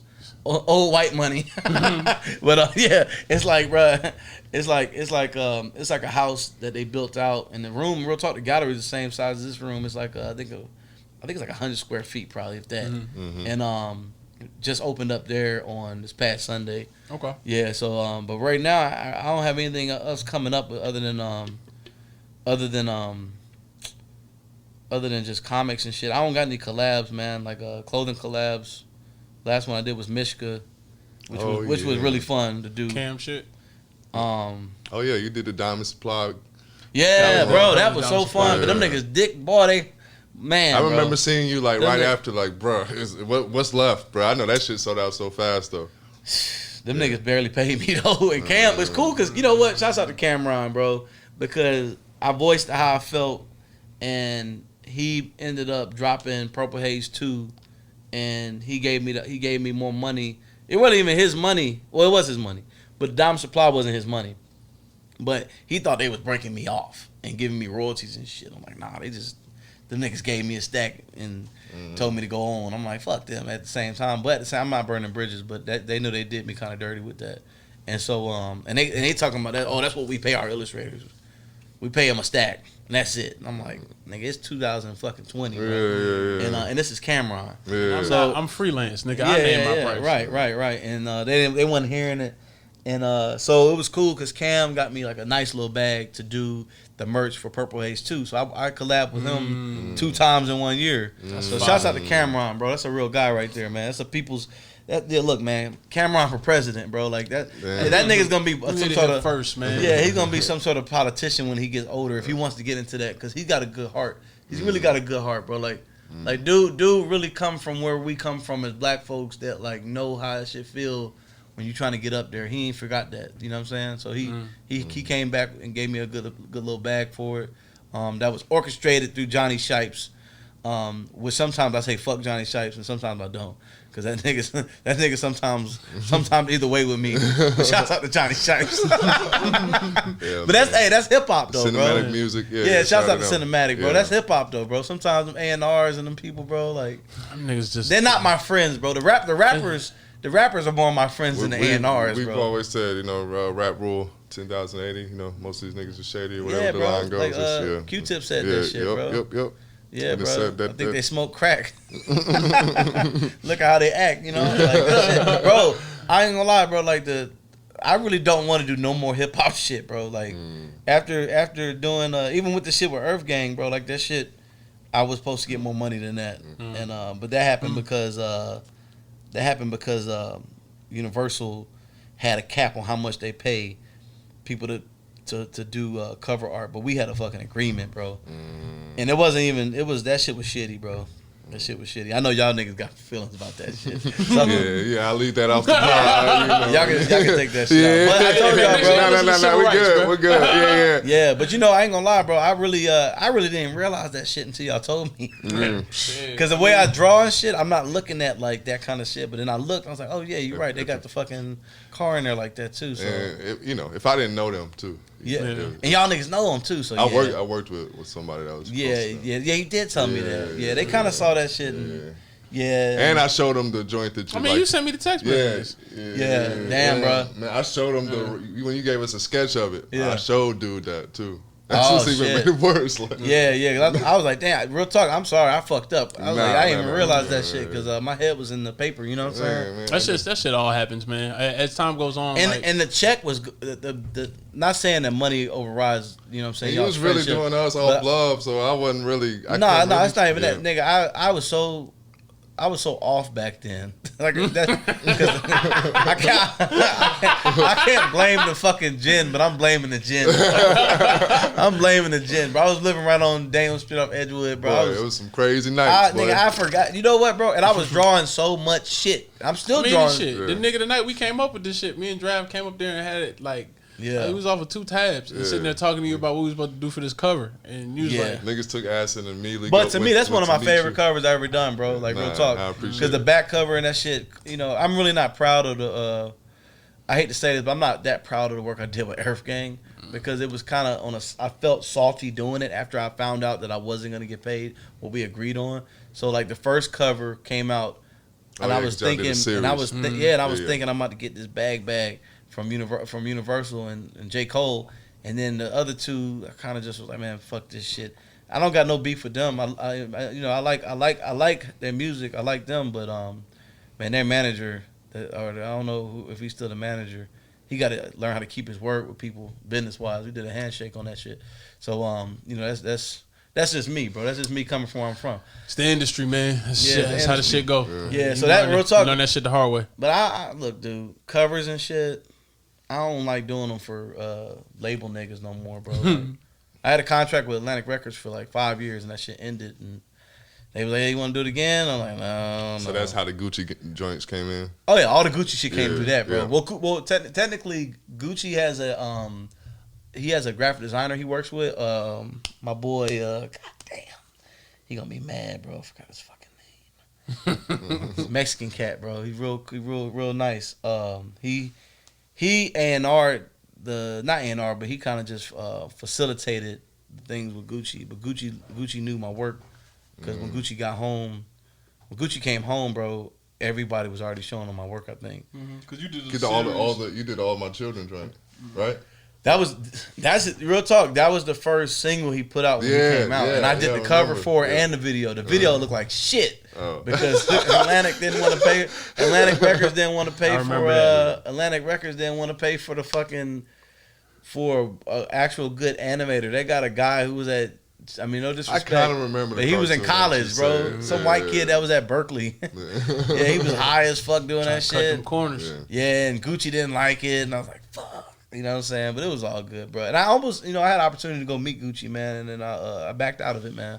I backed out of it, bro, because I didn't want to meet him, man. I didn't want to, I was supposed to go to his house, and Never want to meet your heroes type shit. Yeah, I ain't want to meet them, bro. I know. I've met rappers. I get it. Yeah, I don't like meeting them rappers, bro. Yeah, like, nah, they never who you want them to be. Yeah. Like it's different. With, like Action Bronson, I look at him as a peer almost. Cause shout out Freddie Gibbs. He's one of those dudes. I fuck and see, I just work with Freddie too with 40s and Shorties, and he was. Oh yeah, you did do the Freddie Gibbs 40s and Shorties. I didn't meet him, but I got to talk to him through email and shit, which was cool. But he he was cool, bro. I do want to meet Freddie Gibbs, though. Yeah, he's a cool dude, man. I want to meet Freddie Gibbs. Got to meet him early on. Yeah, but I be doing so much shit, bro. I'm not even talking about myself right now. I'm talking about like how much people fuck with me, and I really do appreciate like people fucking with me and fucking with the work, and then like trusting me to like do good shit because your work is always out there, man. One thing I can always say. But we're gonna wrap it up, man. You got any shit you want to drop? Like any Nah, man, Shay, shouts out to y'all for having this shit, man. And y'all look, man, y'all niggas, I don't know if y'all back in the studio making music, man, but I missed that shit, bro. Yeah, we got some shit on the way. You know, we always working. It's that real Atlanta shit, bro. Like that.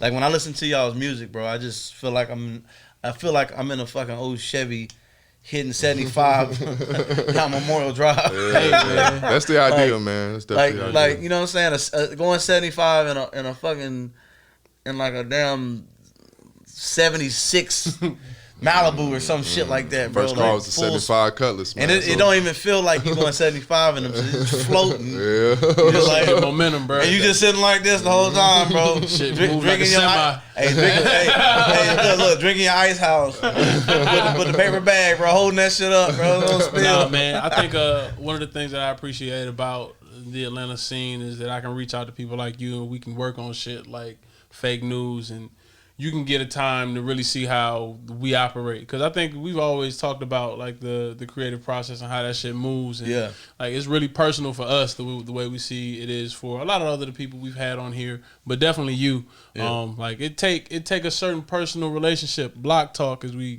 discussed at one point in time. Bro. Like you gotta have that rapport with somebody in order to get out a good idea. So nah, man, we gonna stay busy, man. Hopefully we'll link up back somewhere in the creative process. Yeah. I still want another cover out. I'm gonna just say it here. Let's do it, bro. Let's do it. I told y'all, man. I owe y'all one, bro. Yeah, I remember last time you saw me, he's like, bro, I gotta get you back. I'm like, bro, you ain't gotta get me back, bro. Nah, I owe y'all, bro. I feel horrible for that. Don't. Cause I didn't realize. I was like, I looked up. I was like, but don't. Do it, but you don't have to do it. Real talk, my biggest fear is that kind of shit where I do somebody wrong, bro, and like, I didn't really mean to. And you didn't know the whole backstory either. I didn't, man. Like real talk, I didn't realize it until I looked at it, cause I didn't really think that it would happen like that. But like, if it wasn't really no backstory to it, I wouldn't trip. I'm sorry, bro. I'm sorry, man. I think I always tell y'all niggas I owe y'all, bro. So when y'all ready, anyway, on the house, nigga, we do merch, all that shit, pop up, all that shit. We gonna do that. Yeah, all right, man. On the house, y'all my niggas. Watch God merch. I'm dead fucking serious, bro. Right. I fuck with y'all, bro. We gonna do that. I fuck with y'all, and you know, it's like, yo. Now it's on camera, so you gotta do it. I'm not one. I ain't one of them niggas. I'm gonna cut the video out and send it back to you. Bro. Hey, look. This gonna be the clip. Nigga, if I said it, I meant it, bro. For real, bro. I mean it, bro. Hell yeah, it's gonna be on IG. Like, this is the promotional clip for your interview. Yeah, bro. Freako Rico says he'll help us. Nah. But y'all helping me, bro. Like, it's not even that. Nah, man, it's all love, man. I really appreciate you making it all the way out here to come out and sit down and talk with us, Walls Gods, man. Yeah. You want to drop your social media for the people who may not be in the know? It's gonna be on the liner notes. You ain't got. Yeah, I only got IG. I mean, I barely use my Twitter, but my Twitter is FRKO RICO, just Freako Rico, and then on IG is Freako Rico, but it's FREAKO. Okay. Oh yeah. RICO. Yeah, that's my original nickname. You know what? I didn't even think about it. It's different on both the joints, but yeah. I don't use Twitter like that, bro. I used to back in the day. I hope no one goes back in my Twitter. I got some wild shit I used to say on there. God damn, I think I'm gonna get canceled. And on that note, yeah, exactly. Yeah, we are washed, never washed up, man. Hey, IG about to fucking delete my account too, so I'm gonna have to make a backup account too. Yeah, I saw you post that the other day. These niggas ain't playing with me now, bro. Yeah. They say I'm a bully. They was like, yo, it's the comments you be leaving underneath other people's shit is bully. I was like, I'm not commenting on no more shit no more. Hey, man, stay safe or stay dangerous, bro. Yeah. Right. But nah, y'all like, subscribe, share, stay black, man. Never washed up. Yeah, we out.